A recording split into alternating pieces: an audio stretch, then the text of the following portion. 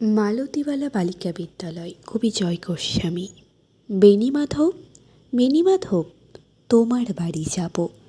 বেণীমাধব, তুমি কি আর আমার কথা ভাবো? বেণীমাধব, মোহনবাসী তমাল তরুমুডে বাজিয়েছিলে, আমি তখন মালতী স্কুলে ডেস্কে বসে অঙ্ক করি। ছোট্ট ক্লাসঘর, বাইরে দিদিমণির পাশে দিদিমণির বর।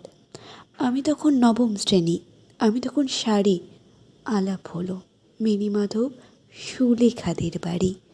বেণীমাধব, বেণীমাধব, লেখাপড়ায় ভালো, শহর থেকে বেড়াতে এলে আমার রং কালো। তোমায় দেখে এক দৌড়ে পালিয়ে গেছি ঘরে। বেণীমাধব, আমার বাবা দোকানে কাজ করে। কুঞ্জে অলি তবু ফুটেছে মঞ্জুরি, সন্ধ্যাবেলা পড়তে বসে অঙ্কে ভুল করি। আমি তখন নবম শ্রেণী, আমি তখন 16। ব্রিজের ধারে বেণীমাধব, লুকিয়ে দেখা হলো। বেণীমাধব, বেণীমাধব, এতদিন পরে সত্যি বলো, সেসব কথা এখনও মনে পড়ে? সেসব কথা বলছো তুমি তোমার প্রেমিকাকে?